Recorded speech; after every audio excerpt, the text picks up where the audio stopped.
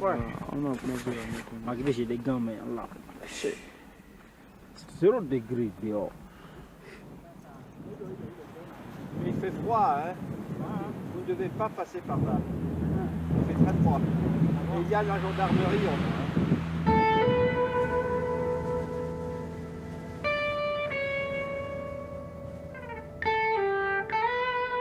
Le premier à avoir été piégé par la traversée du col s'appelle Mamadou. C'était il y a 1 an.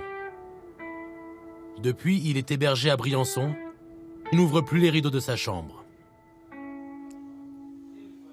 Depuis la neige qui a commencé à venir, je n'ai jamais ouvert. J'ai laissé fermer. Si je vois la neige à la fenêtre, ça me rappelle toujours les souvenirs. Ouais. Ouais.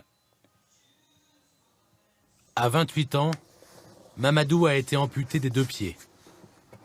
Après avoir fui le Mali pour échapper aux djihadistes, traversé la Méditerranée, il s'est heurté à la montagne.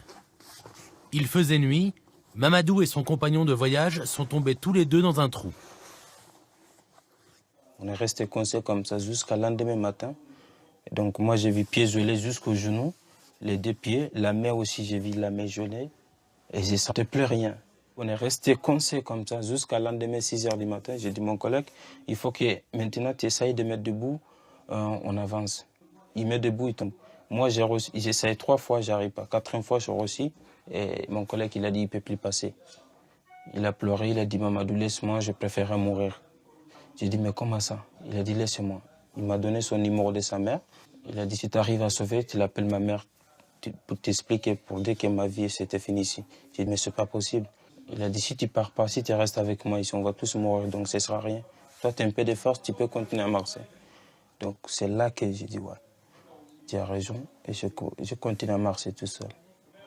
Je marchais en pleurant. Ouais.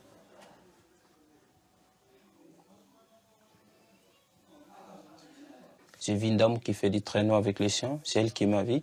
Elle est venue vers moi. Et tout de suite, elle a sorti son téléphone, elle a téléphoné gendarmerie. Gendarmerie direct, ils ont pris un hélicoptère pour aller chercher mon collègue en haut. Elle est venue vite avec son traîneau et c'est elle qui m'a sauvé du vie. Ouais. Sauvé lui aussi, le copain de Mamadou a dû être amputé des 2 mains. Dans la région, l'histoire a marqué les esprits. Et depuis, les migrants qui réussissent l'ascension sont souvent recueillis par les gens de la vallée, qui les conduisent vers Briançon, où un refuge d'accueil d'urgence a été ouvert. Institutrices, chômeurs et même vacanciers, près de 200 bénévoles s'y relaient chaque jour. Attendez, je vais vous ouvrir la porte. Des automobilistes viennent de déposer un migrant. Il est frigorifié.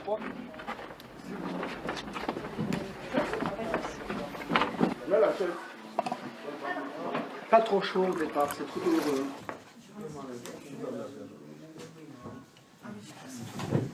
Ce jour-là, c'est Max, chirurgien à la retraite, qui est de permanence médicale. Tu es passé par où? Le col de l'Échelle, Bardonnèche? Oui. Tu as mangé quand la dernière fois? 23h. Oui. Depuis 23h, tu n'as pas eu de bon repas? Ce matin-là, j'ai mangé un pain. Oui. J'avais un pain dans mon sac. Juste un temps. Mets les pieds sur la chaise. Là. Tu sens quand je te touche hein? Non, je pas sens encore. pas la ici Oui. qui me fait très mal. Ça fait mal. Donc, dans les gelures de ce stade-là, peut-être un 2e degré, ils ont une perte de sensibilité, mais qui va revenir. Donc ceux qui l'ont amené ont fait des marches humanitaires indispensables. Voilà. Il aurait continué de marcher à pied jusqu'ici. Là, ce soir, c'était probablement des orteils perdus. Bois du thé chaud, là. C'est la première chose à faire. Il faut que tu boives 2-3 bols de thé chaud. Ils ne sont pas préparés. Ils sont partis pour la plupart de l'Afrique de l'Ouest. Et puis ils arrivent après le désert, après la Libye, après la Méditerranée. Ils arrivent dans les montagnes où ils meurent de froid. Donc ça, c'était pas prévu au programme au départ. Ils ne savaient même pas que ça existait. Hein. Voilà. On peut parler pendant des heures sur les raisons de cette migration qui prend une ampleur phénoménale. Mais là, ils nous tombent dans les bras. Donc on n'a pas d'autre solution que de parer aux problèmes qui est présenté, là, d'avoir les pieds en train de se geler et de le réchauffer. C'est tout, ça tombe sous le sens.